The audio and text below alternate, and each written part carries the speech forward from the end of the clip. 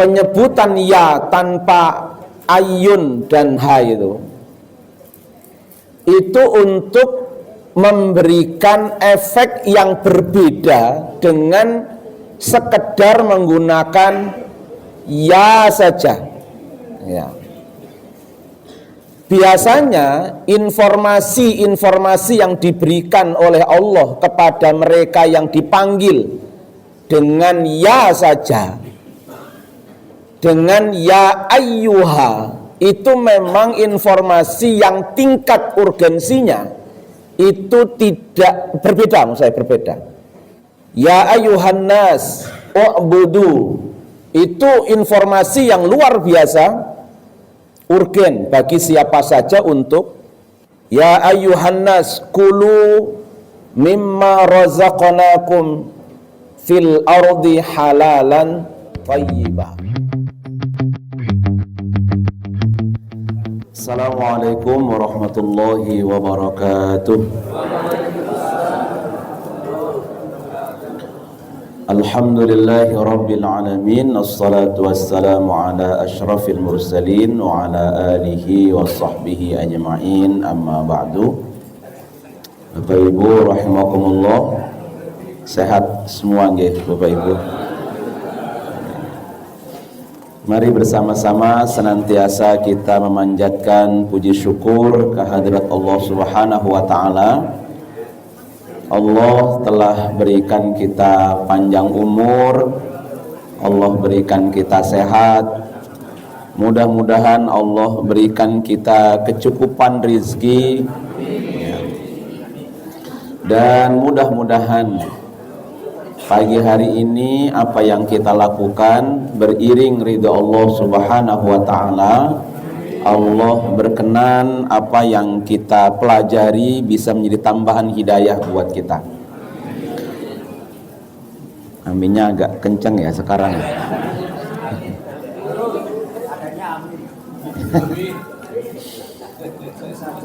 Salawat beriring salam mudah-mudahan senantiasa Allah limpah haturkan untuk junjungan kita, teladan kita, Nabi Muhammad sallallahu alaihi wasallam, dan mudah-mudahan kita diberikan oleh Allah kemudahan untuk mengikuti tuntunan-tuntunan Rasulullah sallallahu alaihi wasallam, dan mudah-mudahan kelak di yaumil qiyamah kita berkenan Allah memberikan izin kepada Nabi kita memberikan syafaatnya kepada kita.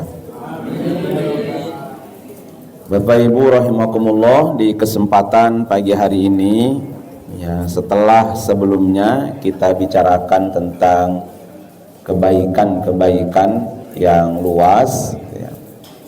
Nah, kita lompat-lompat nanti kalau diurut nggak selesai-selesai. Ya, kalau diurut ayatnya nggak rampung-rampung. Bahkan yang nulis saja juga nggak rampung-rampung. Hari ini dari kemarin pagi sampai nanti jam 11 kami juga sebenarnya ada di Rohan untuk menyelesaikan juga, untuk melanjutkan menulis At-Tanwir. Ini saya nyuri waktu sebentar, nanti balik lagi ke Rohan. Ya, tafsir At-Tanwir untuk pentemaan hingga juz yang ke-20 supaya selesai dulu temanya. Biasanya begitu, nanti kita serahkan kepada penulis, terserah mau ditulis seperti apa, yang tentunya harus sesuai dengan aturan dalam penulisan tafsir At-Tanwir ya.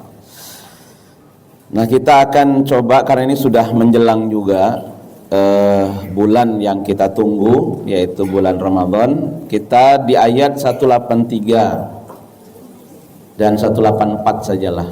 Nanti berikutnya kita lanjutkan di pertemuan yang akan datang.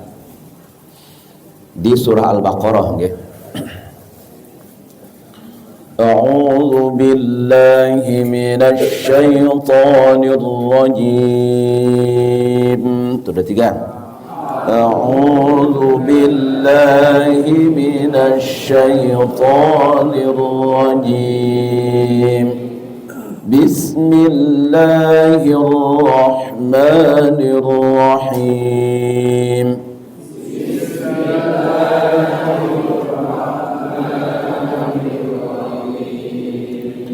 يا أيها الذين آمنوا كتب عليكم الصيام يا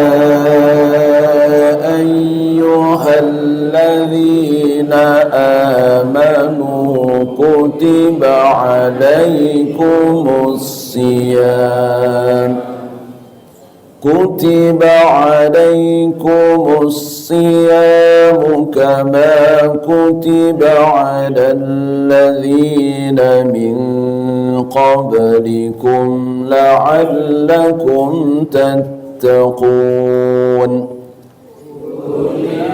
عليكم الصيام كما كتب على الذين من قبلكم لعلكم تتقون أياما معدودات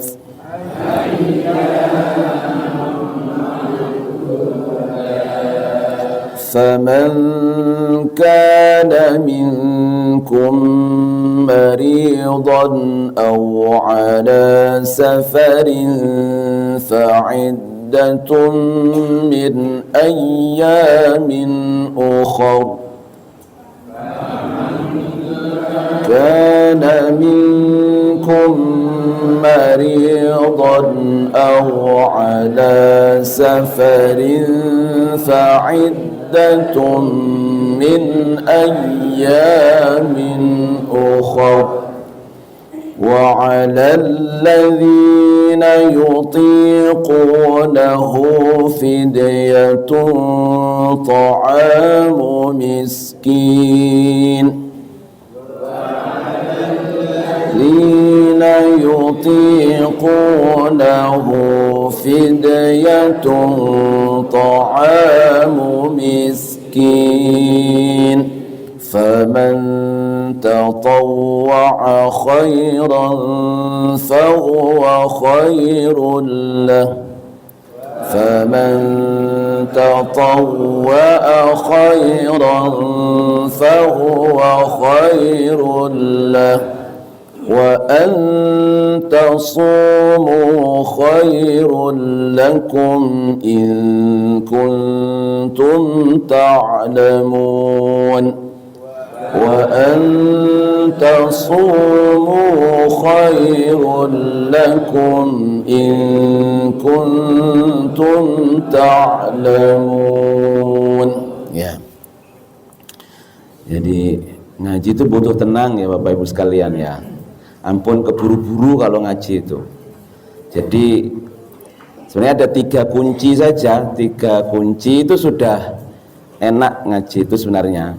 Minimal standarnya gitu. 1, makhrajnya itu diupayakan yang tepat, jelas. Yang kedua, panjang pendeknya presisi.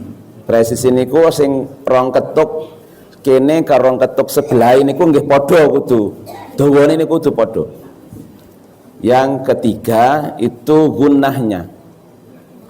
Yang mim tasdid sama nun tasdid. Ampun dipadhake kalih nun mati ketemu kalian. Wah itu jadi tasdid, mim tasdid, nun tasdid ditahan agak kuat dikit itu. Itu sudah wah jan rasa nggo lagu jenengan. Itu sudah enak gitu. Sudah, karena dia sudah bawa lagunya sendiri Al-Qur'an itu sebenarnya. Nggih. Tapi ya alon-alon nggih. Ya, saya enggak membahas makhraj dan tajwid kok, saya membahas isinya.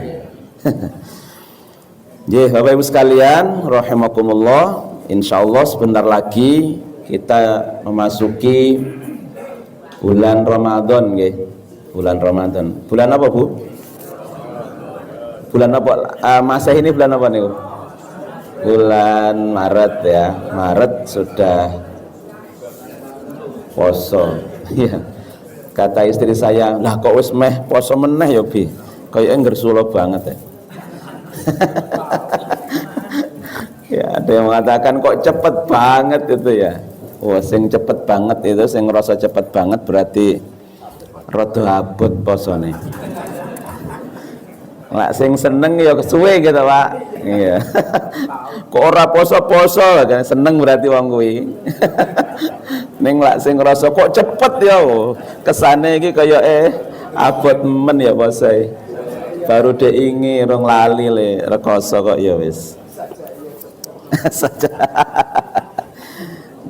Bapak Ibu sekalian, ayat ini dimulai dari ya ayyuhalladzina amanu.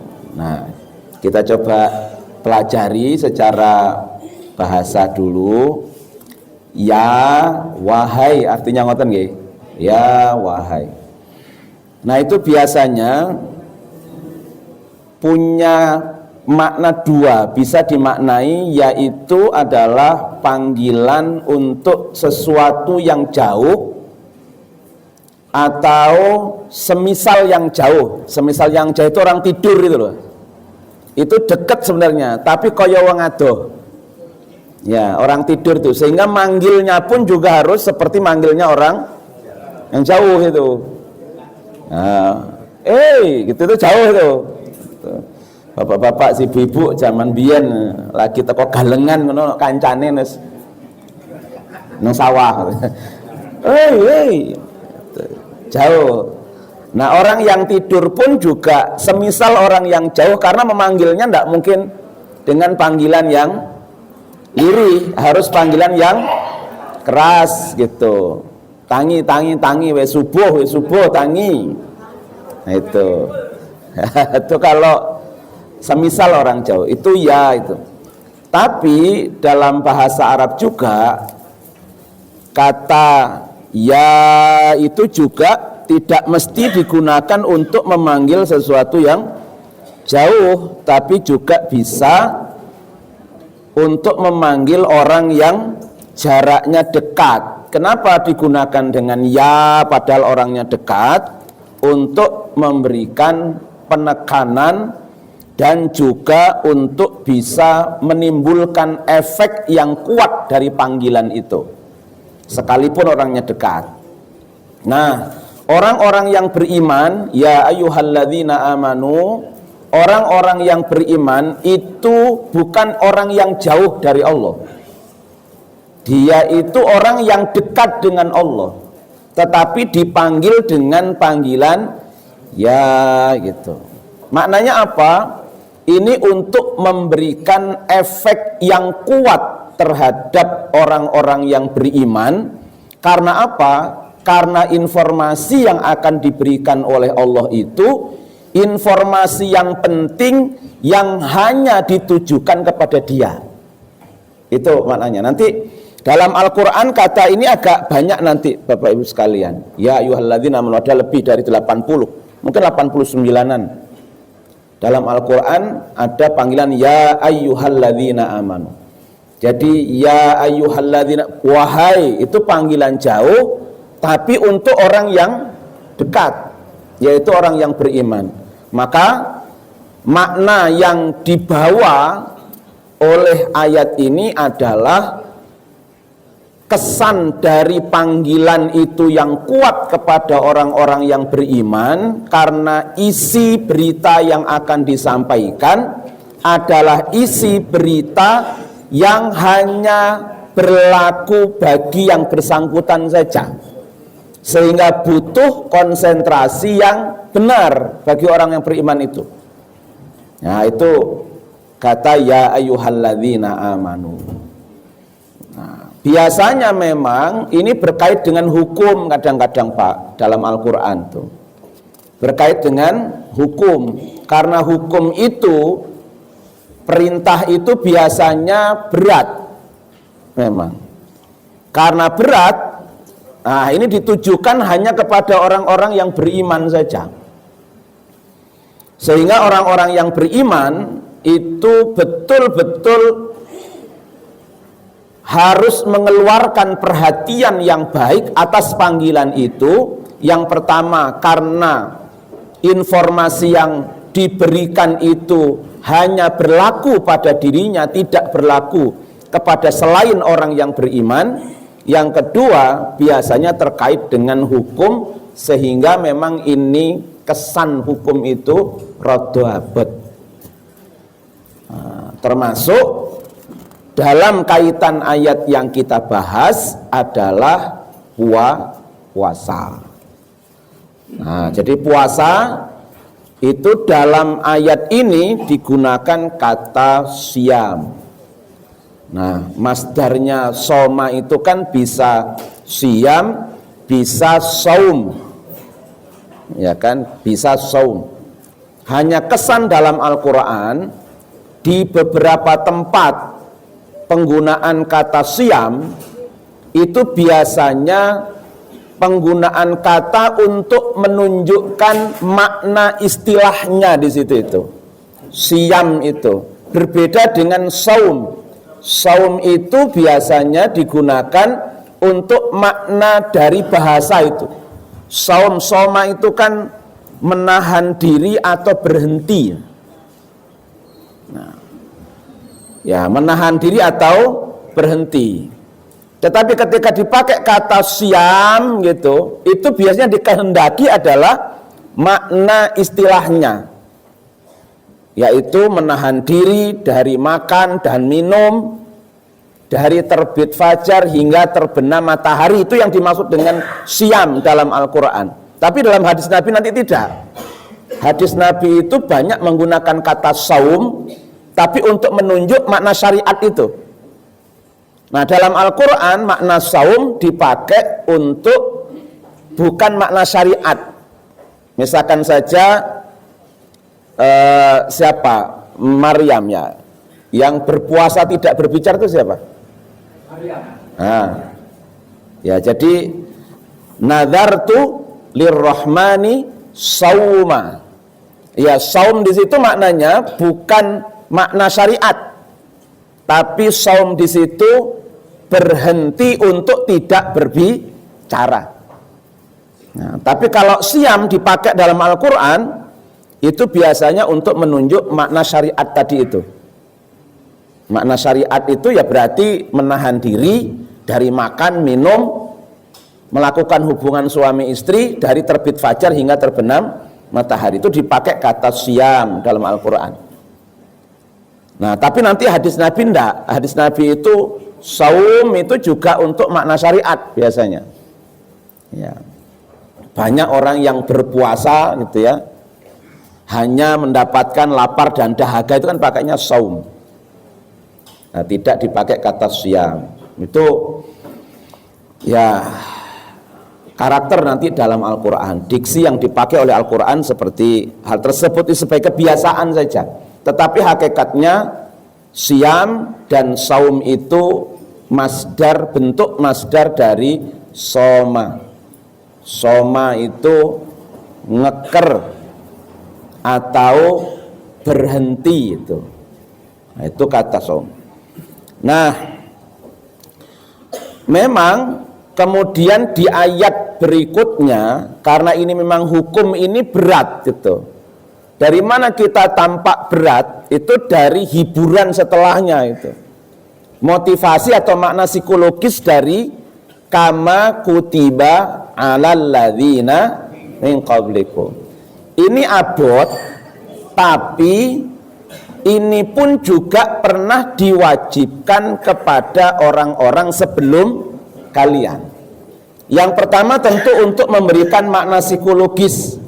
Hal yang berat ini memang poso kuwi abot ning wong biyen wis pernah nglakoni, sehingga ada efek psikologis, lak biyen wae sanggup mestine aku yo. Itu makna yang pertama. Makna yang kedua, kama kutiba 'alal ladzina min qablikum, itu untuk menunjukkan bahwa ibadah puasa, tradisi puasa itu mungkin tradisi yang paling tua atau termasuk tradisi yang tua. Ya, untuk menunjuk bahwa dulu itu puasa itu sudah ada. Ya, bahkan sebelum syariat puasa Ramadan. Nah, sehingga ada kesan bahwa ayat ini untuk menunjukkan poso kuwi tradisi keagamaan yang sudah tua. Jadi poso, sholat itu kan semua umat itu punya tradisi itu. Hanya saja memang tradisinya bisa beda-beda puasa itu. Ada yang memang karena pelaksanaan dari syariat agama yang diyakini, tapi kadang-kadang juga ada puasa itu karena motif kesehatan. Ya, jadi sebelum operasi poso dulu gitu. Nah, atau karena kaki-kaki khususnya lutut itu sudah mulai angel ditekuk, kata dokter lihat postur tubuh langsung dicongklok biasanya tuh. Pun boten sah cerita Pak, niki jenengan itu berat badannya mengakibatkan persendian tidak bisa menahan. Itu ya saya kemarin. Ya, jadi ada ya kita rapat, termasuk ada dekan fakultas kedokteran. Rapat saya tanya, "Dok, saya itu kok sekarang kaki kanan ini ya persendian itu kok rodoloro ya bro." Ya saya karena anak dokter ya takon. Pun mboten sah cerita oke-oke, saya lihat postur tubuh jenengan. Oh itu. Nah itu kira-kira obatnya ada ndak Prof itu? Nah, terangkan panjang termasuk efek obat ini macam-macam gitulah. Itu sakura paham aku. Sing kula paham niku mung siji, turunkan berat. Alah tuh ngomong ngono suwe dadak obat-obat macam-macam ora paham aku.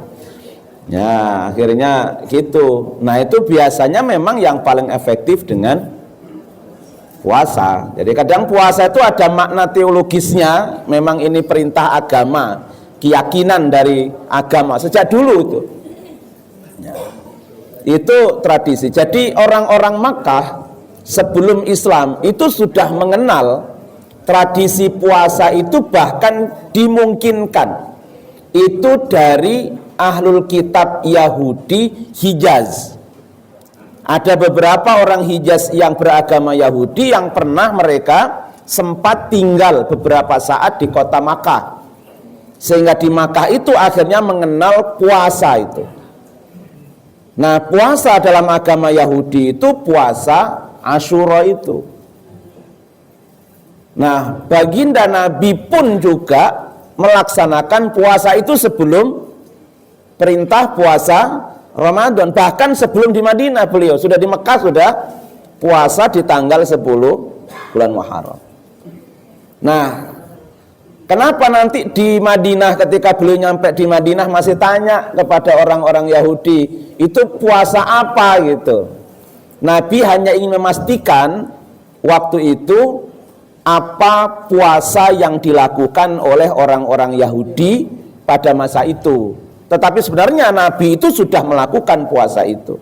Jadi pertanyaan Nabi hanya untuk mengetahui dan menegaskan, janjane puasa sing iki padha ndak dengan puasa yang biasa dilakukan.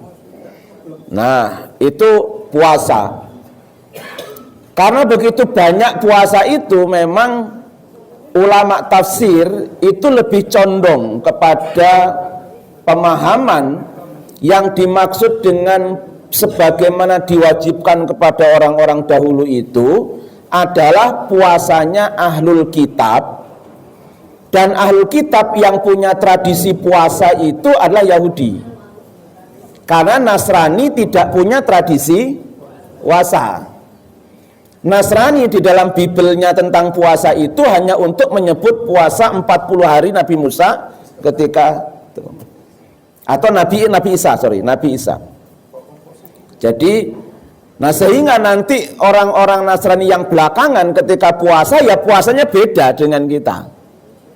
Yang bersangkutan kan meniru tradisi puasa dalam Bibelnya, yaitu hanya menahan diri dari tidak makan makanan tertentu. Iya. Mboten lepas ngoten niku. Karena kan dalam Bibelnya tradisi puasa yang 40 hari itu bukan puasa ngebleng dari pagi sampai terbenam matahari, tapi hanya menahan diri dari tidak makan makanan tertentu, dan itu yang kemudian dilakukan dalam tradisi puasa itu, sehingga tidak sama dengan puasa Ramadan. Yang sama dengan tradisi puasa Ramadan itu memang adalah puasanya orang Yahudi. Mereka punya banyak puasa itu. Yang paling terkenal dan sekarang masih berlaku adalah puasa Yom Kippur itu. Iya, Yom Kippur itu diyakini oleh para ahli tafsir sebagai puasa bulan Asyura itu. Jadi mereka punya hari Yom Kippur namanya, yang dilaksanakan dalam kalender mereka itu pada tanggal 10 Tisri. Ya, kalau dalam kitab mereka, kalender mereka itu pada bulan ke-7 di kalender Yahudi itu, atau bulan pertama di kalender yang lain, karena dia punya beberapa kalender orang-orang Yahudi itu.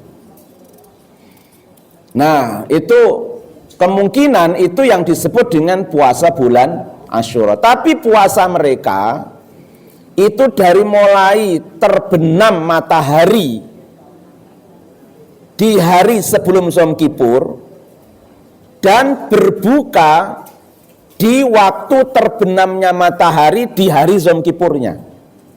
Berarti puasa mereka itu 24 jam. Nah, gitu. Jadi mulai puasanya itu sejak terbenam matahari. Nah, kalau kita mungkin sahur gitu, engkau bukone setelah terbenam matahari besok. Nah, gitu. Jadi nanti maghrib nanti mulai puasa, maghrib sesok iku buko. Rada dawa kuwi memang. Dan hampir semua puasanya orang Yahudi, karena tidak hanya Yom Kippur, itu begitu. Jadi puasanya itu walaupun cuma sedino satu kali itu, tapi ada beberapa jenis puasa yang lain yang mereka yang sama cara pelaksanaannya. Ya, ada puasa tanggal atau bulan ke-5 menurut kalender Yahudi. Itu juga sama, ada juga nanti bulan ke-4 dalam kalender Yahudi juga. Jadi ada hampir beberapa bulan itu satu hari mereka punya tradisi puasa itu. Nah, itulah kemudian nanti menjadi sebab turun dari ayat 187-nya di surat Al-Baqarah, uhilla lakum lailatas siyam itu. Karena ketika kewajiban puasa Ramadan itu diwajibkan atau ayat ini diturunkan oleh Allah sehingga menjadi kewajiban puasa bagi umat Islam, itu masih ada kesan di umat Islam itu karena disebut kama kutiba 'alal ladzina min qablikum, dan mereka itu yang dilihat puasa yang dilakukan oleh tradisi paling tua yaitu Yahudi itu di Madinah waktu itu dengan cara 24 jam itu, maka dugaan para sahabat kewajiban puasa Ramadan pun juga sama dengan puasa yang dilakukan oleh orang Yahudi 24 jam. Nah, konflik terjadi atau dinamika itu terjadi ketika para sahabat termasuk Umar bin Khattab berisaan itu melakukan hubungan suami istri. Jadi sahabat liane apa katanya? Wah, jenengan batal. Mungkin kalau kita gitu ya. Lah kok iso gitu. Lah kan puasane gitu. Akhirnya mereka mendatangi Rasulullah untuk bertanya. Turunlah uhilla lakum lailatas syiyam. Lembengi ora poso itu. Kira-kira. Ya, posone mulai terbitnya fajar hingga terbenamnya matahari.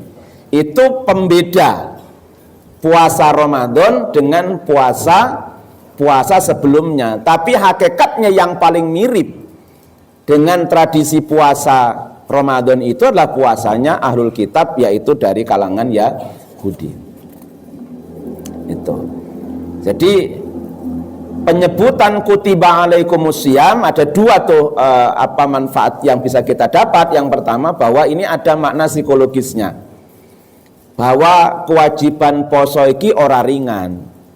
Memang itu abot, tapi wong biyen wis pernah ngelakoni gitu. Artinya kita pun juga insya Allah mampu. Jadi kesan itu menjadi kesan berat menjadi ringan.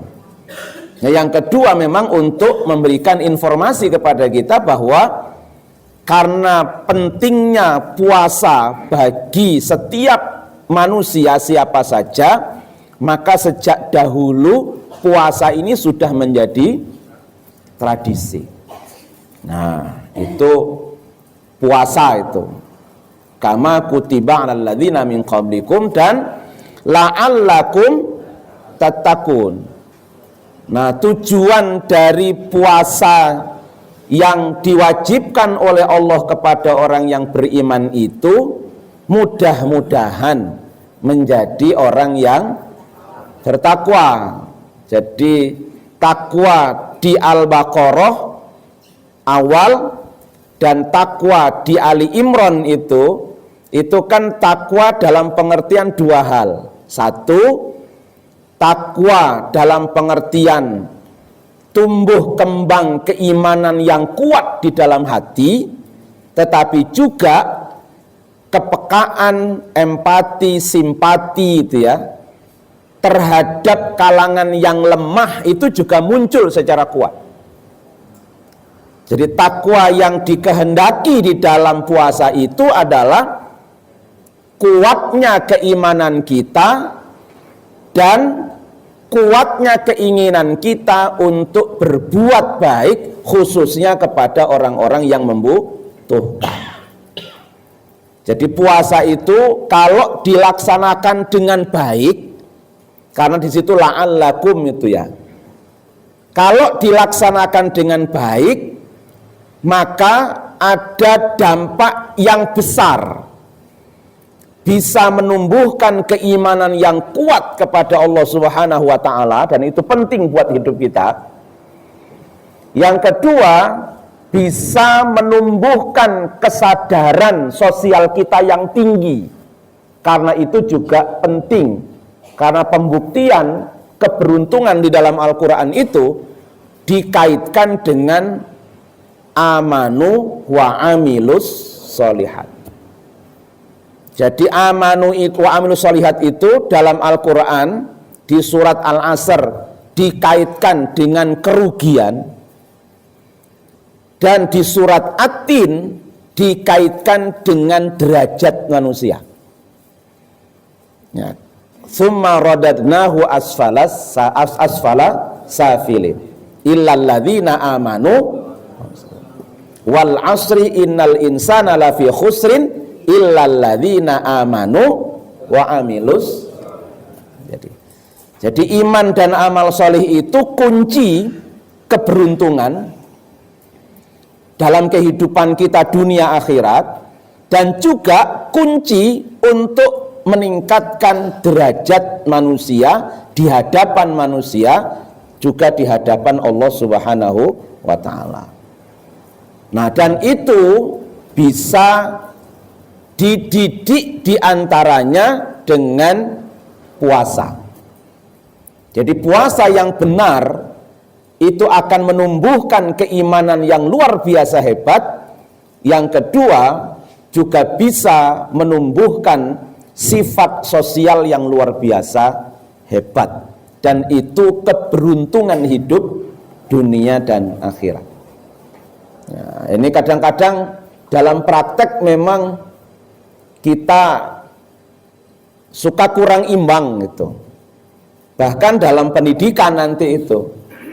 Jadi sementara ini kan keberuntungan atau keberhasilan itu selalu saja dimaknai syaratnya adalah pinter, nah gitu ya. Syaratnya pinter, pendidikannya dhuwur gitu. Tapi juga kan harus prigel.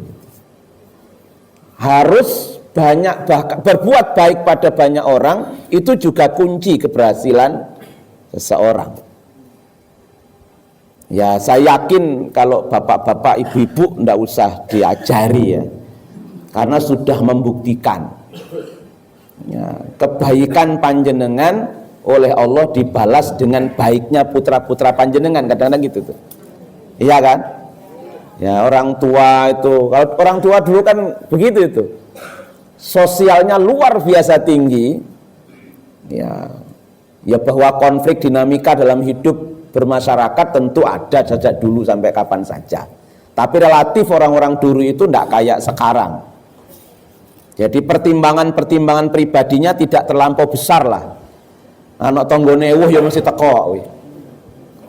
Ya kan. Kalau sekarang kan anak tonggone seripahan mau ngirim nego. Iku selasa ngetik innalillahi wa inna ilaihi rajiun wis digaweke nika tinggal nunul.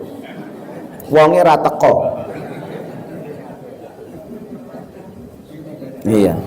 Akhirnya nang takziah mangring ngono ora ana sing takziah gitu. Itu saya ngalami betul-betul. Mosok saya datang monggo Pak. Mangke kasuwun doa pemberangkatan jenazah. Nah, insyaallah gitu. Ora dimulai-mulai. Kok dereng dimilai Mas, kula badhe teng kantor melih. Ampunten niki MC ini mboten wonten. Jadi kula niku ngerangkep MC, sambutan keluarga dan doa pemberangkatan. Baru kula tutup doa dari kelurahan datang. Ternyata diundang juga kelurahan itu datang. Tapi karena sudah mau hujan gitu segera dimulai ngerangkep jadi MC sambutan keluarga gitu. Terus pemberangkatan. Wis ra ono menungso. Ya. Jadi anak-anak muda kemana? Yang ini enggak punya kepedulian kayak begitu tuh sekarang itu. Bagi mereka yang penting sinau gitu ya.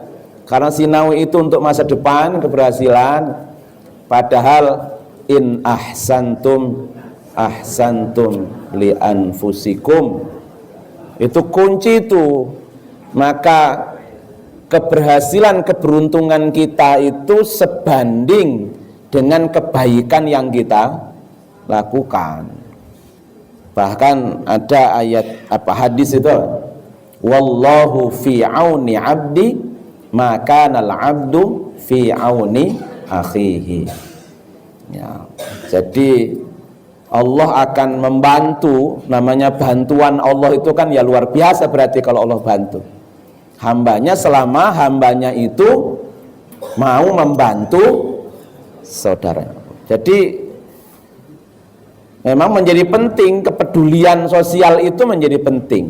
Yang kedua tentu adalah untuk membangun masyarakat utama. Masyarakat utama itu harus dibangun dengan kepedulian yang memang diberikan kelebihan oleh Allah terhadap orang yang penuh dengan kekurangan, entah itu pengetahuan atau ekonomi. Nah, kalau orang-orang yang hebat mau membantu mereka yang berada dalam keterpurukan, maka itu masyarakat akan segera maju. Amanu wa amilus sholih la'allakum itu. Nah, sehingga hal ini juga bisa menjadi gambaran atau alat atau teori untuk membaca situasi kondisi kita hari ini. Karena kita ini mayoritas dan angger poso niku regeng. Tapi korupsi ini kok nggih regeng. Iya kan? Korupsi ini kok nggih regeng, ketidakjujuran itu juga regeng. Nah, itulah kenapa la'allakum itu selalu dimaknai bahwa takwa tidak otomatis didapat bagi orang yang puasa. Ya. Jadi la'allakum itu untuk memberikan penegasan bahwa yang bisa menjadi orang bertakwa itu hanya dia yang serius dalam puasanya. Yang puasanya hanya tradisi itu sulit untuk menghasilkan takwa. Nah, itu makanya kalau begitu bahwa kalau sekarang juga tindakan-tindakan yang tidak terpuji itu juga marak terjadi, sementara puasanya pun juga gegap gempita, hebat, berarti mungkin puasa itu baru dijalankan dalam pengertian menahan diri dari makan dan minum, berhubungan suami istri dari terbit fajar hingga terbenam matahari. Ndak tahu anak kecil juga begitu, remajanya juga sama, sing tua ya podo. Ya. Bahkan kadang-kadang puasa dalam kategori ini lebih hebat anak-anak kita yang kecil itu. Ya, kuat dia. Sahur bareng karo bapak nih, mbok nih, kadang-kadang sahurnya ya anak kita itu kan sekedarnya juga, kalau lagi nggak mood yo sahurnya ya ngono kae. Esok cek sekolah kadang zaman biyen, sekarang diliburkan. Kemudian nanti bar sekolah dolanan layangan, sing tuwa turu. Lemes. Anak-anak kecil ndak? Lah kalau puasanya begitu, maka lebih hebat yang anak kecil memang.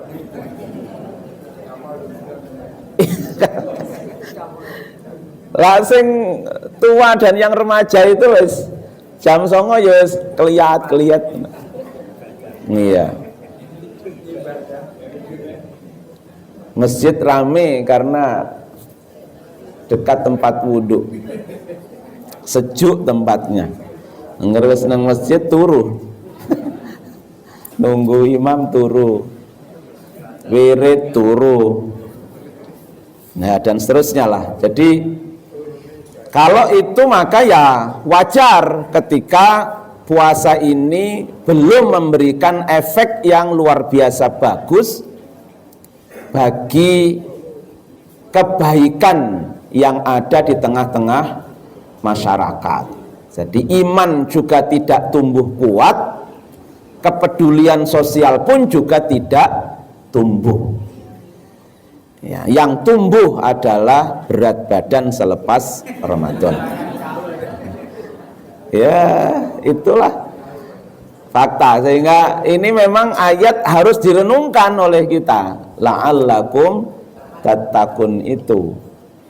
Nah, ini kalau puasanya terus menerus itu yang terjadi, ya bahasa yang lain kata Rasulullah, ya dia tidak akan dapatkan apa-apa kecuali lapar dan dahaga.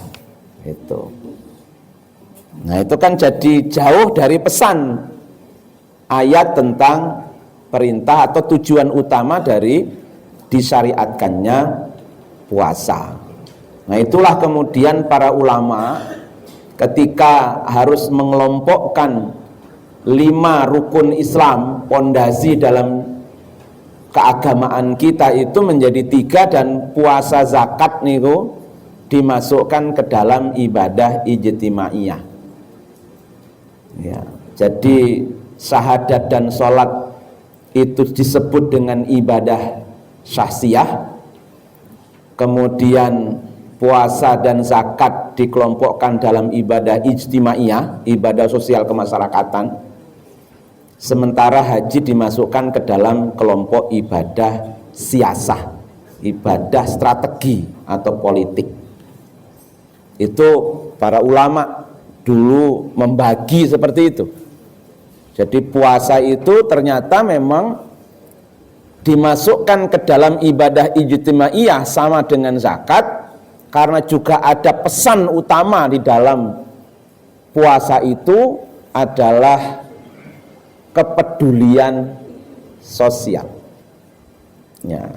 Jadi kepedulian sosial bukan hanya soal makan tentu ya, tapi soal kerusakan lingkungan, perubahan iklim, dan lain sebagainya. Ya, jadi kepedulian, wah kita di perumahan tidak ada yang miskin Pak. Ya, kepedulian sosial bukan hanya dalam pengertian itu saja itu. Kepedulian itu juga kepedulian terhadap rusaknya lingkungan. Nah, itu. Dan seterusnya. Tapi ini memang tidak mudah untuk melatih sampai ke dalam tarafan tujuan disyariatkannya puasa seperti itu. Nah, itu kira-kira Bapak Ibu sekalian, supaya nanti ada pertanyaan ya, ayat berikutnya diutang. Ini koyoke engko masih ketemu sebelum Ramadan koyoke. Iya, nanti Ramadan lanjut ngono, sampai nanti habis Ramadan entek ayat tentang Ramadan, karena kan tidak tiap minggu. Monggo menawi wonten ingkang badhe pundhut pirsa, kalau bisa saya jawab ya saya jawab, kalau enggak ya enggak. Nggih, monggo. Tiga yang satu masalah bahasa dan tadi bahasa dari ya ayuha itu kan 3 kata yang kita seringkan hanya diterjemahkan hanya ianya wahai, yang ayu dan ha itu apa? Pertama yang kedua yang membatalkan puasa itu kadang-kadang yang kontroversi itu muntah. Muntah itu katanya membatalkan puasa. Padahal ada yang mendapat membatalkan itu yang masuk bukan yang keluar. Itu yang membatalkan. Yang terakhir adalah tidur itu sendiri. Katanya tidurnya puasa itu ibadah. Nah, ibadahnya orang tua tidak masuk tidur. Iya, boleh, Bapak Ibu sekalian.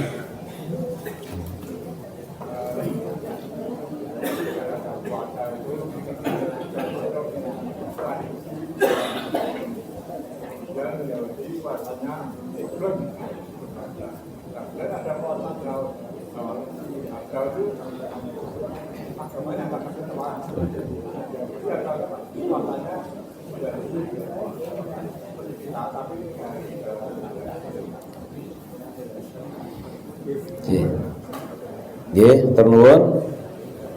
Ya, 2 saja nggih pertanyaan nggih. Dari ya ayyuhalladzina amanu, ya wahai, ayyuhanya itu apa itu? Kenapa tidak diterjemahkan? Karena ada juga ya yang memang tidak pakai ayyuha gitu ya. Ya bena Adam, wahai anak cucu Adam. Ya. Nah, yang pertama biasanya di dalam penjelasan perbedaan kenapa di dalam Al-Quran kadang-kadang disebut hanya ya, terus kemudian disebut dengan ya ayyuha, baik ya ayyuhalladzina amanu maupun ya ayyuhan nas, ya kan? Tetapi juga dalam Al-Quran disebut juga cuman ya saja. Nah, rata-rata memang memberikan satu simpulan pengertian bahwa penyebutan ya tanpa ayun dan ha itu untuk memberikan efek yang berbeda dengan sekedar menggunakan ya saja. Ya. Biasanya informasi-informasi yang diberikan oleh Allah kepada mereka yang dipanggil dengan ya saja, dengan ya ayyuha, itu memang informasi yang tingkat urgensinya itu tidak berbeda, berbeda. Ya ayuhan nas u'budu, itu informasi yang luar biasa, urgen bagi siapa saja untuk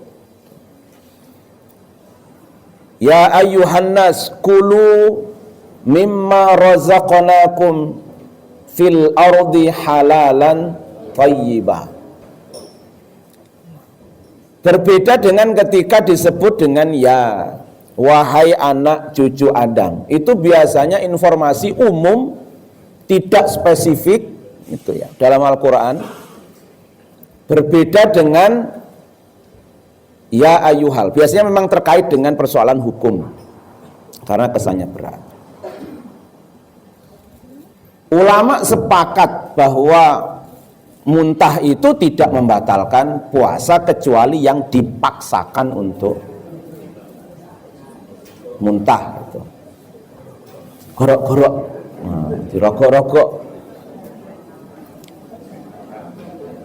Terus kemudian apa tadi ya? Gampang lalen kula nggih. Istu. Sinten Pak tadi? Tidur. Nah, jadi begini,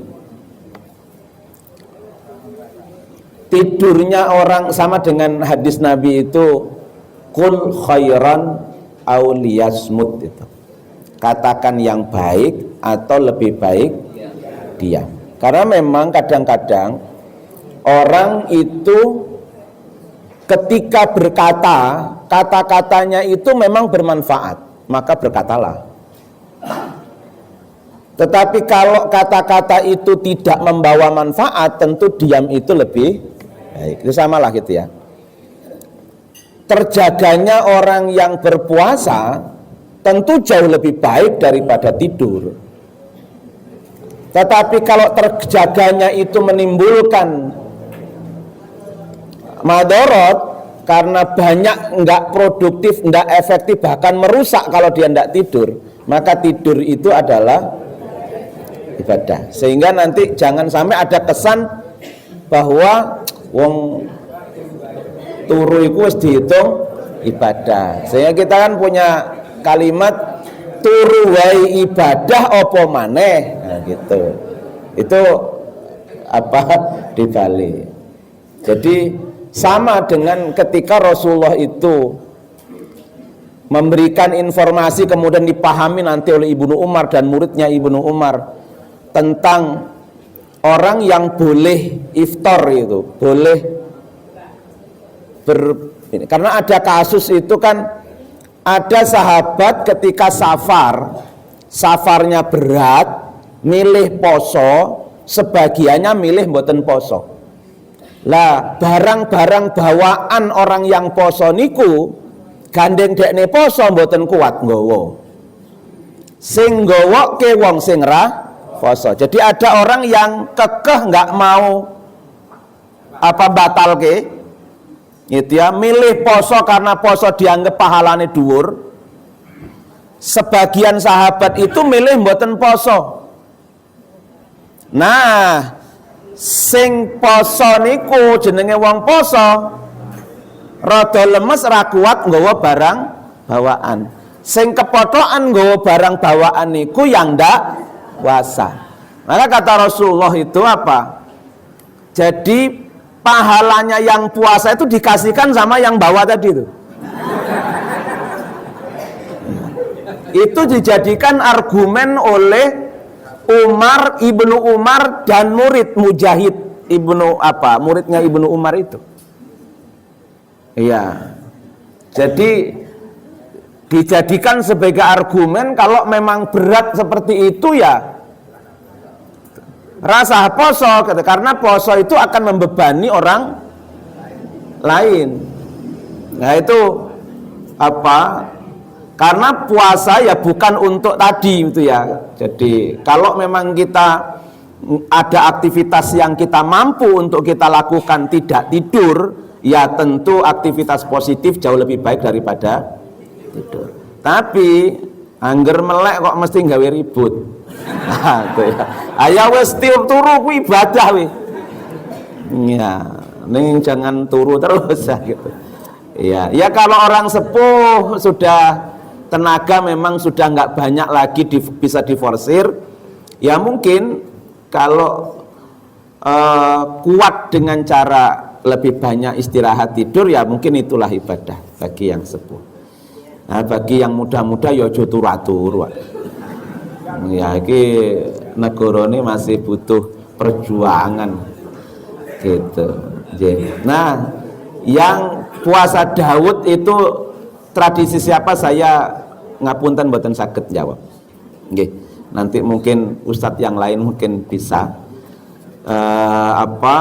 Kenapa disebutnya dengan puasa Daud, sehari puasa sehari tidak, sementara memang orang itulah puasanya Nabi Daud, sehingga puasa itu dilanjutkan. Tetapi jawaban ini memang dibutuhkan gantolan hujah yang lebih kuat, sehingga saya tidak berani karena nggak tahu kok ngeyel Ustadz kira tahu jawab bisa nyesatke umat.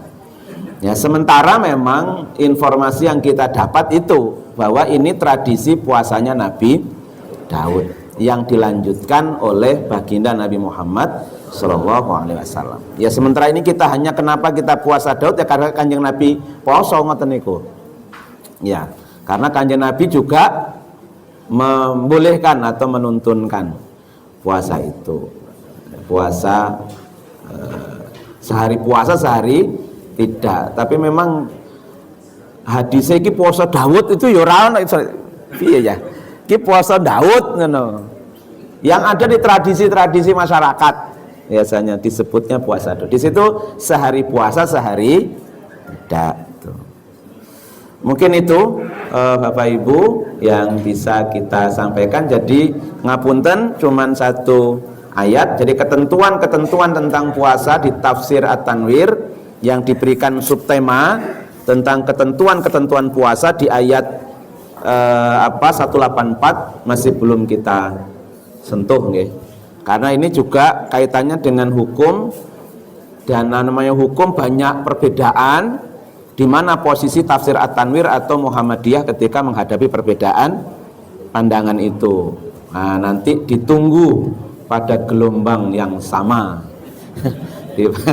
Yang ngajeng nggih Pak pas jatai tafsir At-Tanwir. Nggih, supaya nanti kita tahu posisi Muhammadiyah di tengah-tengah perbedaan ketentuan tentang puasa. Karena ini di masyarakat nanti beragam, entah itu tentang fidyah, entah nanti tentang kodok itu ya, bahkan siapa yang disebut sakit, terus kemudian cara bayar fidyahnya piye, untuk nganggo duit apa ora gitu. Itu kan memang di masyarakat namanya fikih ya, akhirnya terjadi beragam pemahaman sesuai dengan hujah yang dipegang masing-masing. Kemudian bagaimana Muhammadiyah yang termaktub dalam tafsir At-Tanwir berpendapat, mengambil bagian dari pendapat-pendapat yang ada itu seperti apa. Jangan ono sing blas ra entuk nganggo duit tuh Pak. Kudu panganan mateng itu nggih wonten. Ya, karena letterlek di bunyi teks gitu. To'am itu kan berarti makanan wis cepat saji, bukan bahan makan, macam-macam lah itu nanti. Ya. Nggih, kurang lebihnya mohon maaf Bapak Ibu sekalian. Assalamualaikum warahmatullahi wabarakatuh.